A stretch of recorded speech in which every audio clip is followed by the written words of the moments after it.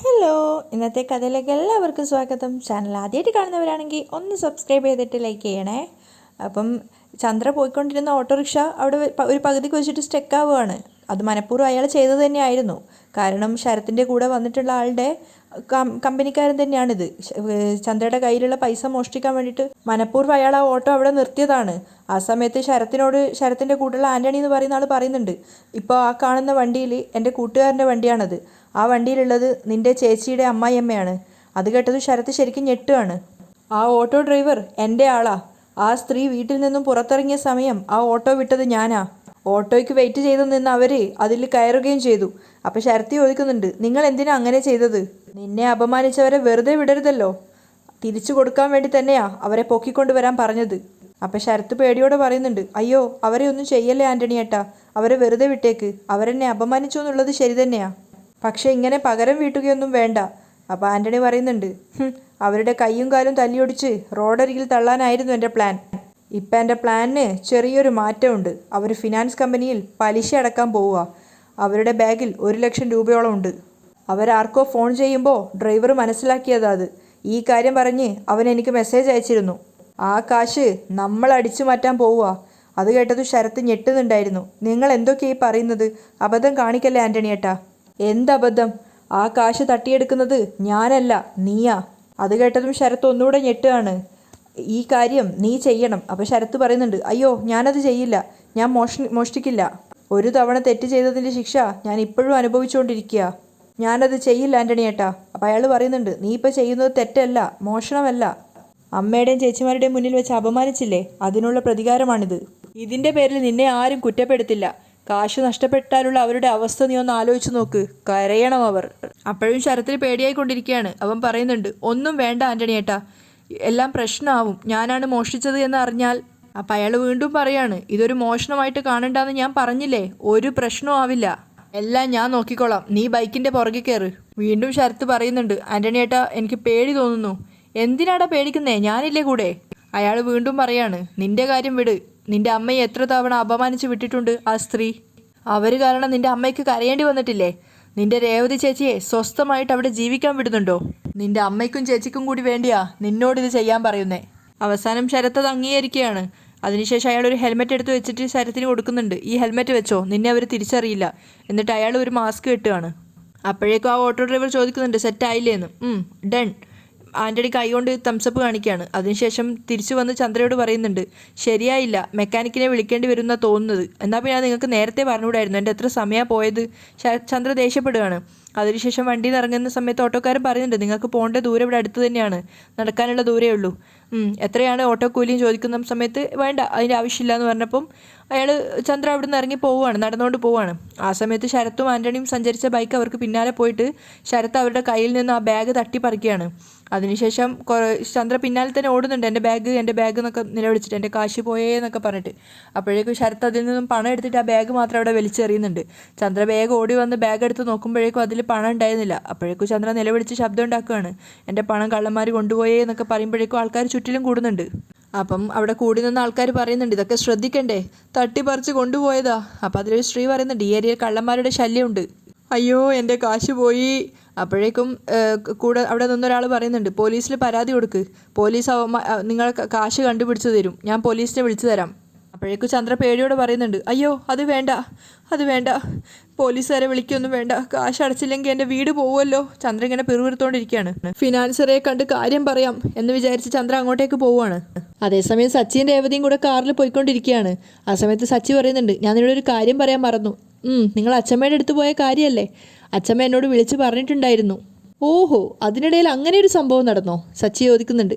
എന്നെ കൂട്ടാതെ പോയതിന് ദേഷ്യം തോന്നിയിരുന്നു നിങ്ങളോട്. ട്രിപ്പ് പോയിട്ട് വരുന്ന വഴി കയറിയതാണെന്ന് അറിഞ്ഞപ്പോൾ ക്ഷമിച്ചു. അല്ല, വേറെന്തെങ്കിലും പറഞ്ഞായിരുന്നോ അച്ഛമ്മ നിന്നോട്? സച്ചി ചോദിക്കുന്നുണ്ട്. അത് അച്ഛമ്മയ്ക്ക് എത്രയും പെട്ടെന്ന് ഒരു കൊച്ചു രേവതിയെയോ കൊച്ചു സച്ചിയെയോ കൊടുക്കണമെന്ന് പറഞ്ഞു. ആ, എന്നോടും അത് പറഞ്ഞിരുന്നു. നമുക്ക് രണ്ടുപേർക്കും കൊച്ചുങ്ങളുടെ വേഷം കെട്ടി അച്ഛമ്മയുടെ മുന്നിൽ പോയി നിന്നാലോ? ആ, അച്ഛമ്മ വിളിക്കുമ്പോഴേ ഈ പറഞ്ഞതൊക്കെ ഞാൻ പറഞ്ഞോളാം.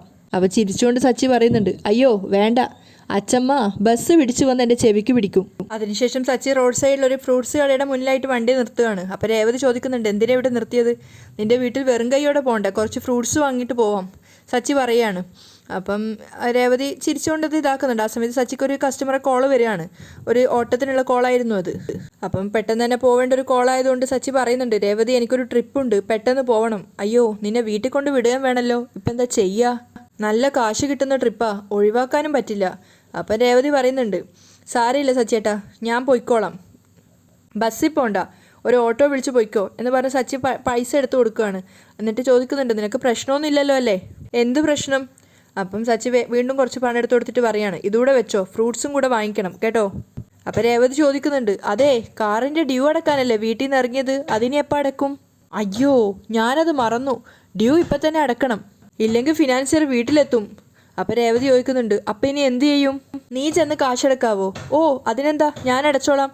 രേവതി സമ്മതിക്കുകയാണ്. അപ്പോൾ സച്ചി വേഗം പണം എടുത്ത് അവൾക്ക് കൊടുക്കുന്നുണ്ട്. നിനക്ക് ബുദ്ധിമുട്ടായോ? ഒരു ബുദ്ധിമുട്ടുമില്ല, നിങ്ങൾ ചെല്ല്, എങ്കിൽ നീ കാറിൽ കയറ്, ഞാൻ ഓട്ടോ സ്റ്റാൻഡിൽ വിടാം. അങ്ങനെ രേവതിയും കൂട്ടി സച്ചി വീണ്ടും കാറിൽ കയറുകയാണ്. ആ സമയത്ത് പേടിച്ച് ചന്ദ്രമതി ഫിനാൻസറുടെ അടുത്തേക്ക് വരുന്നുണ്ടായിരുന്നു. ചന്ദ്രയെ കണ്ടതും അയാൾ പറയുന്നുണ്ട്, ഓ വീട്ടിലേക്ക് ആളെ വിട്ടാലേ കാശടക്കാൻ വരൂ എന്നുണ്ടോ? ചന്ദ്ര പേടിയോടെ നിൽക്കുകയാണ്. അകത്തേക്ക് കയറാൻ വേണ്ടി അയാൾ വിളിച്ചപ്പോൾ അകത്തേക്ക് കയറുന്നുണ്ട്. അപ്പം ഫിനാൻസർ പറയുന്നുണ്ട്, ഈ മാസം 3-4 ദിവസം വൈകി, എന്നാലും സാരമില്ല, വന്നല്ലോ. ഇവരുടെ പലിശ എത്രയാ? അവിടെ ഇരിക്കുന്ന അക്കൗണ്ട്സ് ആയിട്ടുള്ള പെണ്ണിനോട് അയാൾ ചോദിക്കുകയാണ്. ആ സമയത്ത് പെൺകുട്ടിയെ നോക്കിയിട്ട് പറയുന്നുണ്ട്, 55,000 രൂപ. അപ്പോൾ ചന്ദ്ര ഇങ്ങനെ പേടിയോടെ നിൽക്കുന്ന സമയത്ത് അയാൾ ചോദിക്കുന്നുണ്ട്, കാശാണോ ഇനിയോ അടുത്ത കഴിഞ്ഞ മാസം ചെയ്തതുപോലെ സ്വർണ്ണമാണോ തരുന്നേ? ആ സമയത്ത് ചന്ദ്ര പേടിയോടെ പറയുന്നുണ്ട്, അത് പിന്നെ ഈ മാസം കുറച്ച് കഷ്ടത്തിലാ, പലിശ അടക്കാൻ കുറച്ച് ബുദ്ധിമുട്ടുണ്ട്. ചന്ദ്ര പേടിയോടെയാണ് സംസാരിക്കുന്നത്. ആ സമയത്ത് ദേഷ്യത്തോടെ അയാൾ ചോദിക്കുകയാണ്, കഷ്ടത്തിലാണല്ലേ? വീട്ടിൽ വന്ന എൻ്റെ ആൾക്കാരോട് പലിശ അടക്കാമെന്ന് പറഞ്ഞിരുന്നല്ലോ. അയാൾ ദേഷ്യത്തോടെ പൊട്ടിത്തെറിക്കുകയാണ്, എന്നെ പറഞ്ഞു പറ്റിക്കുകയാണോ? കളിപ്പിക്കുകയാണോ എന്നെ? അപ്പോൾ ചന്ദ്ര പേടിയോടെ പറയുന്നുണ്ട്, ദേഷ്യപ്പെടാതെ, ഞാൻ പറയുന്നത് ഒന്ന് സമാധാനത്തോടെ കേൾക്കുവോ? ആ പറയ്. അയാൾ ദേഷ്യത്തോടെ പറയുമ്പോൾ ചന്ദ്ര പേടിയോടെ പറയുന്നുണ്ട്, പലിശ അടക്കാനായിട്ട് വീട്ടിൽ നിന്ന് ഞാൻ പണവുമായിട്ട് ഇറങ്ങിയതാ. എന്നിട്ട് പണം എവിടെ? ഞാൻ വരുന്ന വഴിക്ക് 2 പേര് ബൈക്കിൽ വന്ന് എൻ്റെ ബാഗിൽ നിന്നും പണം തട്ടിയെടുത്ത് പോയി, മുഴുവൻ കാശും കൊണ്ടുപോയി. ദേ നോക്ക്, കണ്ടോ എന്നൊക്കെ പറഞ്ഞ് അവർ ബാഗ് ഫുള്ള് ഫിനാൻസർക്ക് കാണിച്ചു കൊടുക്കുകയാണ്. അപ്പോൾ ഫിനാൻസർ ദേഷ്യത്തോടെ പറയുന്നുണ്ട്, എന്തൊരു കള്ള ഈ പറയുന്നേ? കള്ളല്ല, നിങ്ങൾ എൻ്റെ കൂടെ വാ, ആ ഏരിയയിലുള്ള ആൾക്കാരോട് ചോദിച്ചു നോക്ക്, കണ്ടവരുണ്ട്, ഞാൻ സത്യമാണ് പറയുന്നത്. അപ്പോഴേക്കും അയാൾ വീണ്ടും ചൂടാവാണ്, നിങ്ങളൊന്നും പറയണ്ട, എനിക്ക് വേറൊരു മുഖം കൂടിയുണ്ട്, മര്യാദയ്ക്ക് കാശെടുക്കാൻ. അത് കേട്ടതും ചന്ദ്ര പേടിയോടെ വീണ്ടും പറയുന്നുണ്ട്, എൻ്റെ കയ്യിൽ കാശില്ല, എൻ്റെ ഭർത്താവിന് കോടതി വിധി പ്രകാരം കിട്ടിയ 1 ലക്ഷം രൂപ സൂക്ഷിക്കാനായി എൻ്റെ കയ്യിൽ ഏൽപ്പിച്ചിരുന്നു. പലിശ അടക്കാനായിട്ട് ആ കാശുമായിട്ട് ഇറങ്ങിയതാ, അതാണ് ആ കള്ളന്മാർ കൊണ്ടുപോയത്. അത് കേട്ട അയാൾ പരിഹാസത്തോടെ ചിരിക്കുകയാണ്, നിങ്ങൾ നന്നായിട്ട് കഥ പറയുന്നുണ്ടല്ലോ. എനിക്ക് കുറച്ച് സിനിമാ പ്രൊഡ്യൂസർമാരെ പരിചയമുണ്ട്, നിങ്ങൾ അവിടെ ചെന്നിട്ട് കഥ പറ, അവരൊക്കെ ഇതെടുത്ത് സിനിമയാക്കിക്കോളും. ഈ കഥ എന്നോട് പറഞ്ഞിട്ട് കാര്യമില്ല. അപ്പോൾ പേടിയോടെ ചന്ദ്ര വീണ്ടും പറയുന്നുണ്ട്, സത്യമാ പറയുന്നത്, സൈൻ ചെയ്യാൻ വേണ്ടി ഭർത്താവിനെയും മക്കളെയും കൂട്ടി വരണമെന്ന് പറഞ്ഞിട്ട് എത്ര കാലമായി? അയാൾ ചോദിക്കുകയാണ്. എന്നിട്ട് ഇതുവരെ വന്നില്ലല്ലോ, നിങ്ങളെ വിശ്വസിക്കാൻ പറ്റില്ല. ദേ എനിക്കെൻ്റെ കാശ് ഇപ്പോൾ കിട്ടണം, ഇല്ലെങ്കിലേ നിങ്ങൾ വീട് കാണില്ല, ഇവിടം വിട്ട് എങ്ങോട്ടും പോവത്തുമില്ല. അത് കേട്ട് ചന്ദ്ര ആകെ ഭയന്ന് നിൽക്കുകയാണ്. നിങ്ങൾ എന്താ ഇങ്ങനെയൊക്കെ പറയുന്നേ? എന്നെ വിശ്വസിക്ക്, ഈ മാസത്തെ പലിശയും ചേർത്ത് ഞാൻ അടുത്ത മാസം തന്നോളാം. അപ്പം അയാൾ പറയുന്നുണ്ട്, നിങ്ങളെ വിശ്വസിക്കാൻ കഴിയത്തില്ല, പണം കിട്ടിയാലേ നിങ്ങളെ ഞാൻ ഇവിടുന്ന് വിടത്തുള്ളൂ. ശ്രീദേവി ലേഖയെ വിളിച്ചിട്ട് വാ, അവിടെ ഇരുന്ന പെണ്ണിനോട് അയാൾ പറയാണ്. ആ സമയത്ത് പേടിയോടെ ചന്ദ്ര പറയുന്നുണ്ട്, അയ്യോ എന്നെ ഒന്നും ചെയ്യല്ലേ, 2-3 ദിവസത്തിനകം ഞാൻ എവിടെ നിന്നെങ്കിലും കാശ് വാങ്ങിയിട്ട് വരാം. നിങ്ങൾ വരും, എനിക്കറിയാം നിങ്ങളെ. ദേ കാശ് തരാതെ നിങ്ങളെ ഇവിടുന്ന് വിടുന്ന പ്രശ്നമില്ല. ചന്ദ്ര പേടിയോടെ വിറച്ച് നിൽക്കുകയാണ് ഇങ്ങനെ. അപ്പോഴേക്കും അവർ വിളിച്ച പ്രകാരം ശ്രീലേഖ വന്നിട്ടുണ്ടായിരുന്നു. ഒരു തടിച്ചൊരു സ്ത്രീയായിരുന്നു, ഗുണ്ടകളെപ്പോലെയൊക്കെ തോന്നിക്കുന്ന ഒരു സ്ത്രീ. കാരണം ഇങ്ങനെ പലിശ കൊടുക്കുന്ന ആൾക്കാരിടയ്ക്ക് സ്ത്രീകളെ പിടിക്കാൻ വേണ്ടിയിട്ടൊരു സ്ത്രീകളായിട്ട് തന്നെ ആളുണ്ടാവുമല്ലോ, അതിന് വേണ്ടിയിട്ടുള്ളൊരു പാൻറ്റും ഷർട്ടൊക്കെ ധരിച്ചിട്ടുള്ളൊരു സ്ത്രീയാണ്. അവരകത്ത് വന്നിട്ട് ഫിനാൻസറോട് ചോദിക്കുന്നുണ്ട്, എന്താ സാർ, ഒരു പുതിയ ഇനം കിളിയെ കിട്ടിയിട്ടുണ്ട്, കൂട്ടിലടച്ചേക്ക്. ചന്ദ്രയെ ഉദ്ദേശിച്ചാണ് പറയുന്നത്. അപ്പം ചന്ദ്ര പേടിയോടെ പറയുന്നുണ്ട്, അയ്യോ എന്നെ ഒന്നും ചെയ്യില്ലേ സാർ. അപ്പം അയാൾ ആ സ്ത്രീയോട് പറയാണ്, ഫോണും ബാഗും വാങ്ങി വെച്ചേക്ക്, എന്നിട്ട് കൊണ്ടുപോയി കൂട്ടിലടച്ചേക്ക്. അയാളുടെ നിർദ്ദേശം കിട്ടിയപ്പോൾ തന്നെ അനുസരണയോടുകൂടി ആ സ്ത്രീ വേഗം തന്നെ ചന്ദ്രയുടെ ബാഗും മൊബൈലും ഒക്കെ വാങ്ങി വെക്കുകയാണ്. ചന്ദ്ര ആ സമയത്തൊക്കെ കരഞ്ഞുകൊണ്ടിരിക്കുന്നുണ്ട്, അയ്യോ വേണ്ട സാർ വേണ്ട, എന്നെ വിട് എന്നൊക്കെ പറഞ്ഞിട്ട് കരയുന്നുണ്ട്. പക്ഷെ അവരതൊന്നും മൈൻഡ് വെക്കുന്നില്ല. ചന്ദ്ര എത്ര കരഞ്ഞു പറഞ്ഞിട്ടും അവർ കേൾക്കുന്നേ ഉണ്ടായിരുന്നില്ല. ചന്ദ്രയെ വലിച്ചുകൊണ്ട് അവർ വേറൊരു മുറിയിലേക്ക് പോവുകയാണ്.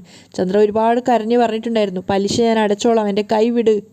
അങ്ങനെ അകത്തുള്ള ഒരു മുറിയിൽ കൊണ്ടുവന്ന് അവരെ അതിനകത്തേക്ക് ഇടുകയാണ് ചന്ദ്രയെ. ചന്ദ്ര ഒരുപാട് കരഞ്ഞു പറയുന്നുണ്ടായിരുന്നു രക്ഷിക്കാൻ വേണ്ടിയിട്ട്. പക്ഷെ അതൊന്നും അവർ മൈൻഡ് വെക്കാതെ അവരെ ആ മുറിയിലിട്ടിട്ട് പുറത്തു നിന്ന് ആ മുറി പൂട്ടുകയാണ്. എന്നെ തുറന്നു വിട് പ്ലീസ്, ഞാൻ കാശുമായിട്ട് വരാം, എന്നെ തുറന്നു വിട് പ്ലീസ് എന്നൊക്കെ പറഞ്ഞ് ചന്ദ്ര ഇങ്ങനെ നിലവിളിക്കുന്നുണ്ട്. അവസാനം ചന്ദ്രയ്ക്ക് മനസ്സിലായി താൻ അതിനകത്ത് പെട്ടു എന്നുള്ളത്. അവരിങ്ങനെ സ്വയം പരിതപിച്ചുകൊണ്ടേ ഇരിക്കുകയാണ്. ആരെങ്കിലും വന്ന് എന്നെ രക്ഷിക്കണേ എന്നൊക്കെ പറഞ്ഞിങ്ങനെ സ്വയം കരയുന്നുണ്ട്. ആ സമയത്താണ് സച്ചി ഏൽപ്പിച്ച പണവുമായിട്ട് രേവതി അങ്ങോട്ടേക്ക് വരുന്നത്. രേവതി വന്ന സമയത്ത് ആ മുറിയിൽ നിന്നും ഇങ്ങനെ ചന്ദ്ര തട്ടി ശബ്ദം ഉണ്ടാക്കുന്നുണ്ടായിരുന്നു. പക്ഷെ അവർ ആ സമയത്ത് സംസാരിക്കുന്നത് നിർത്തിയിട്ടുണ്ടായിരുന്നു. ഇങ്ങനെ തട്ടിക്കൊണ്ടേ ഇരിക്കുകയാണ്. ആ സമയത്ത് രേവതി കുറച്ചു നേരം അവിടെ നിന്ന് നോക്കുന്നുണ്ട്, ആരും അതിനകത്ത് നിന്ന് തട്ടുന്നുണ്ടല്ലോ എന്ന് വിചാരിച്ചിട്ട്. പിന്നെ കുറച്ചു നേരം കഴിഞ്ഞപ്പോൾ അവർ തട്ടൽ നിർത്തിയപ്പോൾ രേവതി അവിടെ നിന്ന് പോവുകയാണ്. അങ്ങനെ രേവതി നേരെ അയാളുടെ മുറിയിലേക്ക് പോവുകയാണ്. അപ്പോൾ അയാൾ സംശയത്തോട് ചോദിക്കുന്നുണ്ട്, നിന്നെ ഞാൻ എവിടെയോ കണ്ടിട്ടുണ്ടല്ലോ, ഞാൻ ഡ്രൈവർ സച്ചിയുടെ ഭാര്യയാണ് രേവതി. ഓ മനസ്സിലായി, അന്ന് ക്ഷേത്രത്തിൽ വെച്ച് കണ്ടതല്ലേ? അതെ. എന്താ വന്നേ? കാറിൻ്റെ ഡ്യൂ അടക്കാൻ വന്നതാ. കാശ് മുഴുവൻ കാണില്ല അല്ലേ? അയാൾ കളിയാക്കുകയാണ്. അതായിരിക്കും അവൻ നിന്നെ പറഞ്ഞു വിട്ടത്. അപ്പോൾ രേവതി പറയുന്നുണ്ട്, കാശ് മുഴുവനും ഉണ്ട്, സച്ചിയേട്ടന് ട്രിപ്പ് ഉണ്ട്, അതാ എന്നെ പറഞ്ഞയച്ചത്. ആ സമയത്ത് ചന്ദ്ര അതിനകത്ത് നിന്ന് ഇങ്ങനെ വാതിലിന് തട്ടിക്കൊണ്ടേ ഇരിക്കുകയാണ്. അപ്പം രേവതിയും അയാളും അങ്ങോട്ടേക്ക് തന്നെ നോക്കുന്നുണ്ട്. ചന്ദ്ര ശബ്ദമൊന്നും ഉണ്ടാക്കുന്നില്ല, പക്ഷെ കരഞ്ഞുകൊണ്ട് ഇങ്ങനെ വാതിലിന് തട്ടിക്കൊണ്ടേ ഇരിക്കുകയാണ്. ആ സമയത്ത് അയാൾ രേവതിയോട് പറയാണ്, കാശ് അവിടെ ഏൽപ്പിച്ചേക്ക്, അവിടെ ഇരുന്ന പെൺകുട്ടിയുടെ കയ്യിൽ ഏൽപ്പിക്കാനാണ് പറയുന്നത്. ശ്രീദേവി, ഈ കാശ് വാങ്ങിച്ചേക്ക്, ഞാൻ പോയിട്ട് വരാം. ശരി സർ. അങ്ങനെ രേവതി ആ പണം ആ കുട്ടിയുടെ കയ്യിൽ ഏൽപ്പിക്കുകയാണ്. ഫിനാൻസർ അപ്പോഴേക്കും ഇറങ്ങി പുറത്തേക്ക് പോകുന്നുണ്ടായിരുന്നു. രേവതി പണം കൊടുത്തപ്പോൾ ആ കുട്ടി പറയുന്നുണ്ട്, ഒരു മിനിറ്റ് ഞാനൊന്ന് കണക്ക് നോക്കട്ടെ. ആ സമയത്ത് വീണ്ടും ചന്ദ്ര ഇങ്ങനെ മുട്ടിക്കൊണ്ടേ ഇരിക്കുകയാണ്. അപ്പോൾ രേവതി ആ പെണ്ണിനോട് ചോദിക്കുന്നുണ്ട്, കുറേ സമയമായല്ലോ, ആരാ ഇങ്ങനെ ശബ്ദം ഉണ്ടാക്കുന്നേ? അപ്പോൾ അവൾ പറയാണ്, പലിശ അടക്കാത്ത ഒരാളെ പിടിച്ച് മുറിയിൽ അടച്ചിരിക്കുക. അയ്യോ, പലിശ അടക്കാത്തവരെ ഇങ്ങനെ പിടിച്ചിടുവോ? രേവതി പേടിയോട് ചോദിക്കുകയാണ്. തെറ്റല്ലേ ഇതൊക്കെ? അപ്പോൾ അവൾ തിരിച്ചു ചോദിക്കുന്നുണ്ട്, പിന്നെ എന്ത് ചെയ്യാനാ? ഒരു ലേഡിയാ ഭർത്താവിനെയും മക്കളെയൊന്നും അറിയിക്കാതെ വീടിൻ്റെ ആധാരം പണയപ്പെടുത്തി 17 ലക്ഷം രൂപയാ ഇവിടുന്ന് വാങ്ങിയേ. അത് കേട്ടത് രേവതി ഞെട്ടുകയാണ്. അയ്യോ, വീട്ടിൽ അറിയിക്കാതെ ഇത്രയും വലിയ തുക കടം വാങ്ങിയെന്നോ? ആ വാങ്ങി. അതിൻ്റെ പലിശ അടച്ചില്ല. കള്ളം പറഞ്ഞ് സാറിനെ കബളിപ്പിക്കാൻ നോക്കി, അതാ മുറിയിലടച്ചത്. കാശ് കിട്ടാതെ ഇനി സാർ അവരെ പുറത്തേക്ക് വിടില്ല. അപ്പോൾ രേവതി ചോദിക്കുന്നുണ്ട്, ഇതൊക്കെ തെറ്റല്ലേ? അപ്പോൾ അവൾ പറയാണ്, പലിശ അടക്കാതിരിക്കുന്നതും തെറ്റല്ലേ? ആ സമയത്തും ചന്ദ്ര ഇങ്ങനെ മുട്ടിക്കൊണ്ടേ ഇരിക്കുകയാണ്. അത് കേട്ട് രേവതിക്ക് എന്തോ ഒരു വല്ലാത്ത വിഷമം തോന്നുന്നുണ്ടായിരുന്നു. അപ്പം രേവതി ഇങ്ങനെ വിഷമത്തോടെ നിൽക്കുകയാണ്. അപ്പോഴേക്കും ആ പെണ്ണ് പണം എണ്ണീട്ട് പറയുന്നുണ്ട്, കറക്റ്റായിട്ടുണ്ട്, ഇവിടെ ഒന്ന് സൈൻ ചെയ്യൂ. അങ്ങനെ പണവും കൊടുത്തിട്ട് രേവതി തിരിച്ചു പോകുന്ന സമയത്ത് ചന്ദ്ര വീണ്ടും വാതിലിന് തട്ടിക്കൊണ്ട് കരയുന്നുണ്ട്. ആരെങ്കിലും എന്നെ ഒന്ന് രക്ഷിക്ക്, ആരും ഇല്ലേ ഇവിടെ, എന്നെ ഒന്ന് തുറന്നു വിട്, ഞാൻ കാശ് കൊണ്ടുതരാം. ചന്ദ്ര ഇങ്ങനെ കരഞ്ഞുകൊണ്ട് പറയാണ്. ആ സമയത്ത് രേവതി അവിടെ സ്റ്റെക്കായിട്ട് നിന്നിട്ട് അവൾ ചിന്തിക്കുന്നുണ്ട്, അമ്മയുടെ സൗണ്ട് പോലെ ഉണ്ടല്ലോ. ചന്ദ്ര പൊട്ടി കരയാണ്. പക്ഷേ രേവതി അപ്പോഴും സ്റ്റെക്കായിട്ട് നിൽക്കുന്നുണ്ടായിരുന്നു. കാരണം അവൾക്ക് അത് ചന്ദ്രയുടെ ശബ്ദമായിട്ട് മനസ്സിലായിട്ടുണ്ടായിരുന്നു. അവിടെയാണ് ഇന്നത്തെ എപ്പിസോഡ് വൈൻഡപ്പ് ചെയ്യുന്നത്.